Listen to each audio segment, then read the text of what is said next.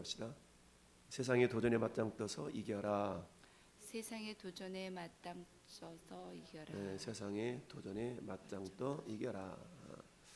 세상은 끊임없이 쉼없이 하나님의 사람들, 하나님의 나라를 도전하고 있죠. 그리고는 뭐 하려고요? 사단의 나라를 만들어 가려고 쉼없는 전투. 그래서 전투하는 교회라는 그런 명칭이 있는데요. 그래서 이 땅에 있는 지상 교회를 전투하는 교회라고 표현합니다. 그리고 천상에 있는 교회를 안식하는 교회 이렇게 표현하는데요. 그래서 지상 교회와 천상 교회는 서로 연결이 돼 있죠. 그래서 이 지상 교회를 이루고 있는 저와 여러분들 역시 마찬가지. 교회가 내가 교회이기 때문에 나도 역시 뭐하는 자다? 전투하는 자가 된다라는 것을 우리가 잊어서는 안 됩니다. 오늘 말씀의 제목처럼 세상의 도전에 맞짱떠서 이겨라. 맞짱떠서 이겨라. 우리가 총칼 들고 이렇게 싸워 이기라는 그런 의미는 물론 아니죠. 물리적인 싸움에서 이기라는 그런 의미가 아니라 영적인 싸움에서 물리쳐 이기라. 마침내 그 싸움에서 승리할 때에 어떤 일이 발생하냐면 히브리서 11장에 있는 말씀처럼 이와 같은 사람들은 세상이 감당치 못하니라. 세상이 감당할 수 없는 그런 사람, 그런 사람의 모습. 예전에 영화 가운데 주유소 습격 사건이라는 영화가 있었어요. 그게 2도 나오고 그랬는데 주유소 습격 사건 1에 보면 그 짱딸망한 그 주인공 부탄 무슨 영국도 하고 그런 배역도 하고 있는 그런 친구인데 이름 모르겠어요.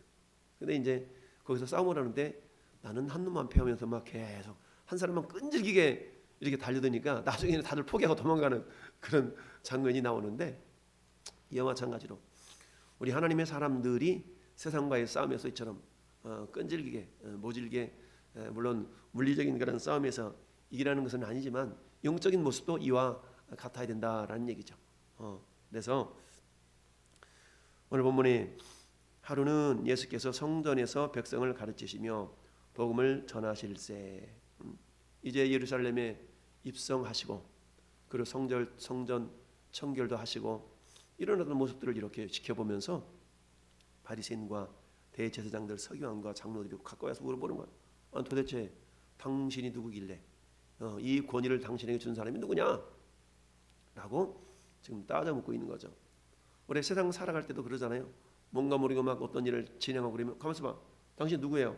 나 여기 운영치 총 책임자입니다. 그러세요? 당신 누구세요? 나 그냥 그래요. 저리 가요. 이럴 수 있는데 예수님이 성전을 청결하게 하고 그야말로 상을 뒤엎고 이런 일을 보이니까 도대체가 위에 우리 19장 45절부터 48절까지 보면 그렇잖아요. 성전에 들어가서 장사하는 자를 내쫓으며 내 집은 만민이 기도하는 집인데 어떻게 강도의 소굴을 만들었냐? 그러면서 막 이러니까 대제사장들과 서기관들과 백성의 지도자들이 예수님을 죽이러 꾀했어. 그러면서 오늘 또 이렇게 예수님이 가르치시니까 가르치시며 복음을 전파하셨다. 그러니까 예수님의 사역은 크게 3가지라고 그랬죠. 첫째 가르치시고, 둘째 복음을 전파하시고, 셋째 치료하시고, 이 3가지 사역을 하시는데 오늘 본문에는 이 2가지 사역을 지금 하고 계신 거예요. 가르치시며 복음을 전하실 때에 대제사장과 서기관들이 장로들과 함께 가까이 와가지고 물어보는 거죠.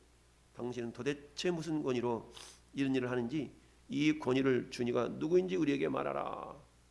우리 흔히 그러잖아요. 국회의원들 막 깝죽대면서 막 그럴 때 도대체 누가 뽑았어? 당신들이 뽑았잖아. 이 국회의원들 300명이나 되는 국회의원들 뽑아놓고 정말 자격도 없는 국회의원들도 많이 있잖아요. 근데 결국 누가 뽑은 거예요? 우리가 뽑은 거거든요. 잘못된 선택으로 말미암아 고생하고 생고생하는 것은 누가 고생하는 거예요? 백성들이 고생하는 거죠. 그와 마찬가지로 도대체 무슨 권위로 이런 일을 하는지 이 권위를 준 자가 누구냐? 백성들이 줬다 이러지 않냐고 주님이 거꾸로 질문을 던지고 있어요. 대답하여 이르시되 그래 이 권위 아버지가 줬지. 아버지가 누군데? 하나님이야. 뭐라고? 그렇게 대답하지 아니하시고 나도 한 말을 너희에게 물으리라. 내게 말하라. 요한의 세례가 하늘로부터냐 사람으로부터냐 이 질문을 이렇게 던졌더니 이 사람들이 머리를 막 굴리는 거예요. 그러면서 서로 의논하여 이르되 만일 하늘로부터라라고 그러면 어째 그를 믿지 아니하느냐 할 것 같고 만일 사람으로부터라라고 한다 그러면 백성들이 요한을 선지자로 여기고 있기 때문에 자칫 잘못하면 그들이 돌 맞아 죽을 것 같아. 그러니까 그들도 어떻게 해요? 어디로부터인지 알지 못하노라. 글쎄 잘 모르겠는데 몰라서 모르겠어요? 대답이 곤란하니까 대답을 안 한 거죠. 우리도 그렇지 않습니까? 대답하다가 대답하기 곤란하면 글쎄 잘 모르겠는데요. 이렇게 하는 경우가 있죠. 그러니까 이 지금 대제사장, 장로, 서기관들도 역시 이렇게 대답을 하고 있어요. 이들은 오로지 예수님이 행하는 그 놀라운 이적들을 통해서 자기들의 권위가 이렇게 낮아지는 것을 보면서 참을 수가 없었던 거죠. 결국 이들의 시기 질투로 말미암아서 예수님을 죽이려고 그냥 모함을 하고 있는 겁니다. 그랬더니 예수님도 대답하되 어디로부터인지 알지 못하노라. 아니 예수께서도 대답하시되 나도 무슨 권위로 이런 일을 하는지 너에게 이르지 아니하리라. 자, 결국 이들은 어때요? 꼬리를 내리고 말았죠. 자, 오늘 본문을 통해서 우리가 생각해 볼 게 몇 가지가 있는데요. 첫 번째, 그것은 성도는 세상에서 도전받는 존재다라는 얘기입니다. 항상 성도는 세상에서 도전을 받게 돼 있어요. 그래서 직장 생활을 하든 사회 생활을 하든 걸핏하면 너 예수 믿는다며 예수 믿는 사람이 뭐 이렇게 걸고 넘어지는 경우가 참 많습니다. 그래서 성도가 세상에서 도전받는 존재임을 우리가 인식하고 혹여라도 내가 신앙생활 제대로 하려고 하다가 당하는 여러 가지 어려움들이 분명히 있을 수 있다라는 것을 우리가 인식하고 이것을 대비하는 그런 어떤 삶을 살아갈 수 있어야 됩니다. 결국 바리새인과 서기관들과 예수님과의 어떤 논쟁 중에 가장 주된 핵심이 뭐였습니까? 그것은 안식일 논쟁이었죠. 안식일 논쟁. 왜 다른 날도 있는데 안식일에 병을 고치냐? 라는 거였죠. 그런데 생각해 보세요. 내 새끼가 지금 아빠 죽을 지경인데 오늘 안식일이니까 너 견뎌야 하랬지? 그리고 월요일날 가자. 아니면 안식일 다음날 가자. 뭐 우리 이러는 부모 있겠어요? 그냥 들쳐 있고 들쳐 없고 병원에 빨리 달려가서 우리 아이가 이렇게 아픈데 빨리 좀 고쳐달라고 치료 좀 약을 좀 달라고 이러는 거 아니겠어요? 저도 어저께 몸살기 했어가지고 지난주에 막 찬바람 맞으면서 전도한다고 돌아다녔다만 몸살나고 어제 하루 종일 쓰러져가지고 오늘 못 깨어날 것 같더만 오늘 깨어나세요. 할렐루야. 그래서 병원 가서 저 다니는 병원에 갔더니 일단은 약을 이틀 분치를 쳐주면서 먹어보래. 그리고 먹어서 차도가 없으면 독감 검사를 해야 된대. 그래서 먹어보래. 우리 약 먹고 저녁에 하루 종일 누워서 낑낑대다가 새벽에 일어났더니 멀쩡한 거예요. 그래서 독감은 아닌가 보다 이렇게 생각을 했는데 아무튼 저도 만약에 그렇다 그러면 난 이겨야 돼. 그러면서 병원 안 찾아갔더라면 생고생도 했겠죠. 자, 우리 병원 이런 것들 우리가 사용해야 되냐 말아야 되냐 이런 또 논쟁하는 사람들도 있어요. 믿음 없이 목사가 말이야 기도를 이겨야지 이렇게 또 얘기하는 사람이 있어요. 맞는 말이지만 또 틀린 말이기도 해요. 왜냐하면 하나님 이 땅에 주신 모든 것들은 우리 믿는 사람들을 위하여 주신 일반 은총이라고 얘기하죠. 하나님 우리에게 주신 것은 일반 은혜가 있고 특별 은혜가 있죠. 세상이 감당할 수 없는 것들은 특별 은혜예요. 이를테면 예배를 통해서 말씀으로 우리에게 뭔 은혜를 주신다든가 아니면 우리 기도하는 가운데 응답을 주신다 이런 것들은 세상이 줄 수 없는 것들이죠. 근데 세상에서 병원에 가서 뭔가 째고 싸매고 약을 먹고 진료하고 이런 것들은 역시 하나님 우리에게 주신 일반 은총, 일반 은혜들입니다. 이 일반 은혜들은 우리가 사용할 수 있어야 되는데 목사가 말이야 믿음도 없이 기도로 이겨야지. 물론 기도로 이길 수도 있지만 그러나 더 빨리 회복되어서 더 선한 일을 하면 그게 더 나은 거지. 할렐루야. 첫 번째, 성도들은 세상에서 뭐한다? 항상 도전받는 존재다라는 것을 우리가 알 수 있어야 됩니다. 그러니까 예수님이 도전받았던 내용 중 한 가지가 안식일 논쟁이었어요. 안식일에 왜 다른 날도 많은데 안식일을 하느냐? 예수님이 마가복음 2장 28절에 인자는 안식일에도 주인이라 이렇게 얘기하죠. 마태복음에는 인자는 안식일의 주인이다. 누가복음에는 인자는 안식일의 주인이다 그랬는데 마가는 인자는 안식일에도 주인이다 이렇게 표현하고 있죠. 그러면 인자가 안식일에도 주인이라는 얘기는 다른 날에도 주인이라는 그런 의미가 있죠. 그래서 예수님이 주인이지만 그들이 예수님을 주인으로 구주로 믿지 않았기 때문에 결국 그들에게는 구원이 있을 수가 없었던 것이죠. 자, 둘째는 성도가 세상에서 굳건한 믿음을 내세우려 할 때마다 사단의 방해가 치열하다라는 것을 우리가 알아야 됩니다. 뭐 첫 번째 내용과 거의 유사하지만 두 번째는 첫 번째는 뭐야? 인간관계성 속에서 사람을 통해서 우리가 이렇게 방해를 받는다면 두 번째 의미는 그 사람을 통해 역사하는 사단의 괴계가 있다는 걸 우리 알아야 된다는 얘기죠. 그래서 사도 바울은 에베소서 6장에서 그렇게 말씀하고 있죠. 우리의 씨름은 혈과 육을 상대하는 것이 아니요. 우리의 씨름은 혈과 육을 상대하는 것이 아니요. 통치자들과 권세들과 이 어둠의 세상 주관자들과 하늘에 있는 악의 영들을 상대함이라 라고 말씀해요. 그러니까 뭐라고 말씀해요? 그러니까 너희가 주 안에서와 그의 힘의 능력으로 강건해져라 라고 말씀하고 있죠. 강건해져라. 그리고 하나님의 전신갑주를 입으라 라고 말씀하죠. 이처럼 저나 여러분들이 그야말로 세상에서 굳건한 믿음을 내세울 때마다 사단의 치열한 방해가 있다는 얘기죠.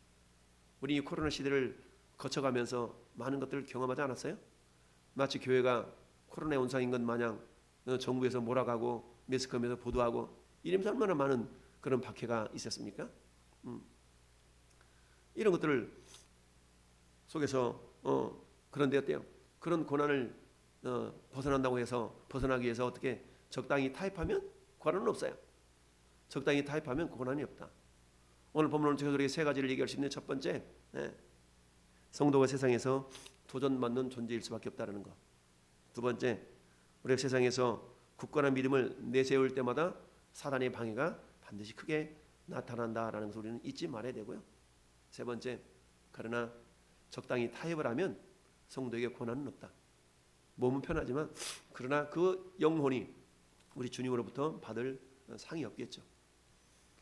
우리 주님 마태를 통해서 마태복음 5장에서 이렇게 말씀하고 있죠.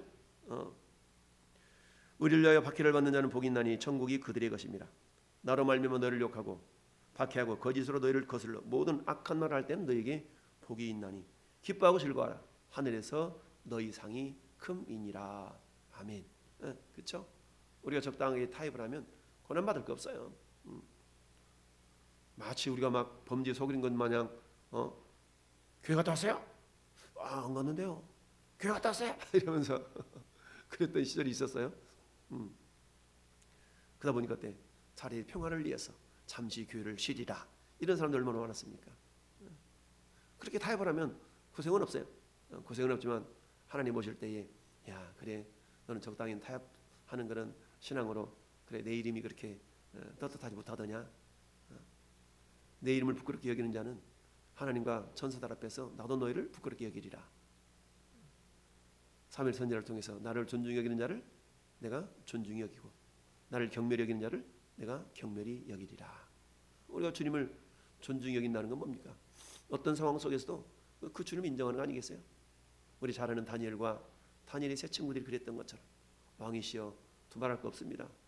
왕이 아무리 저렇게 악기를 풍기면서 이게 60 규빗이나 되는 그런 금신상 앞에 절하라고 그러는데 우리는 그럴 거 없습니다.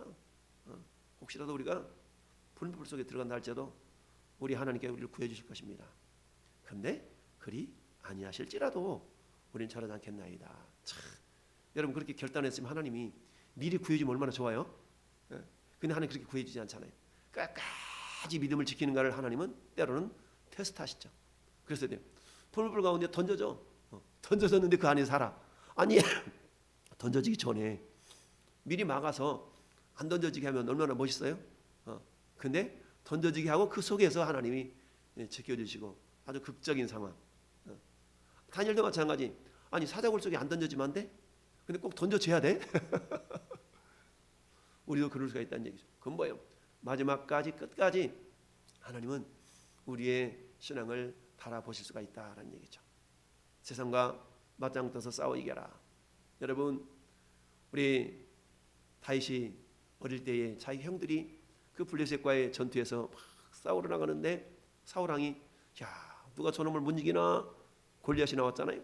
그러니까 저 이스라엘의 군대들은 다 기가 죽어가지고 코빼기도 안 비치는데 골리앗이 나와가지고 막 하나님의 백성들을 모욕하잖아요. 야, 누가 나와서 나 이겨봐 막 그러면서 그러는데 그때 소년 다윗이 가가지고 그 골리앗을 싸우잖아요. 너는 칼과 창과 단창으로 내게 나오고 있냐? 나는 만군의 여호와 이름으로 내게 나가노라. 탁 그러면서 물맷돌 해가지고 물맷을 한 장 날렸는데 이마에 정통으로 꽂혀가지고 이기잖아요. 이런 것처럼 그러니까 사람들은 그 큰 골리앗을 봤지만 다윗은 골리앗 이면에 역사하시는 하나님을 볼 수 있었죠. 이와 마찬가지로 저와 여러분 시선도 저 여러분 눈빛도 오늘 우리가 불러봤던 찬송 545장 이 눈에 아니 아무 증거 아니 배워도 이 눈에 아무 증거 아니 배워도 물리적인 어떤 현상 물리적인 어떤 눈에 보임이 없다 할지라도 영적으로 늘 내가 너를 떠나지 아니하며 내가 너를 버리지 않겠다 하신 하나님의 약속의 말씀 늘 시편 23편으로 신앙을 고백하듯이 여호와는 나의 목자시니 내게 부족함이 없으리로다. 주님이 우리의 목자가 되실 때에 우리가 부족함이 없노라고 고백하며 나갈 때에 여러 가지 연약함 요소들을 능히 이겨낼 수가 있다라는 사실입니다. 그렇습니다. 진정한 권세와 능력은 하늘로부터 온다는 사실을 예수님이 이미 알고 있었죠. 그렇지만 이 대제사장이나 장로들은 그것을 인정하지 않았기 때문에 굳이 예수님이 말할 필요가 없었던 겁니다. 하나님 주신 지혜로 예수님은 이 상황을 잘 이겨냈던 겁니다. 마찬가지로 하나님의 지혜가 우리에게 임하면 이런 어려운 상황도 우리가 잘 이겨낼 줄 믿습니다. 다니엘의 세 친구들은 다니엘서 1장 8절에 그들은 왕의 진미와 포도주로 자기 자신을 더럽히지 아니하려고 뜻을 정하였다라고 했어요. 그랬을 때 하나님께서 이제 다니엘서 1장 20절에 그들에게 하나님의 지혜를 10배나 더 하게 하셨다라고 말씀한 걸 보게 되죠. 뜻을 정하는 것. 오 주여 나의 마음이 주께로 정해졌으니 나는 주 찬양하리라. 내 마음이 정해졌어. 정했어. 아니야, 나는 이미 결정했어. 나는 이미 결정했어. 나는 주님만 따르기로 이미 결정했어. 이게 마음을 정한다는 것이. 잠언서의 4장 23절에 모든 지킬 만한 것 중에 네 마음을 지켜라. 생명이 그러니 여기서 난다. 라는 그런 말씀처럼 모든 지킬 만한 것 중에 우리 뭘 지킬 수 있어야 된다고요? 우리 마음을 지킬 수 있어야 된다는 얘기죠.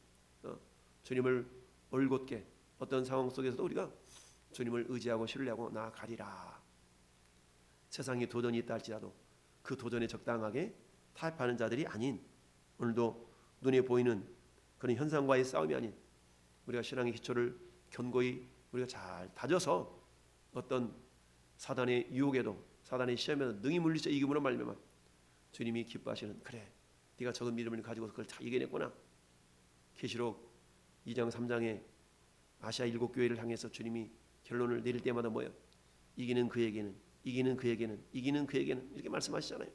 진자에게는 진자는 이긴 자의 종이래요. 우리는 어때요? 이기는 그에게는 우리의 믿음이 이기는 신앙인의 삶을 살아갈 수 있기를 예수님의 이름으로 축원합니다. 아멘.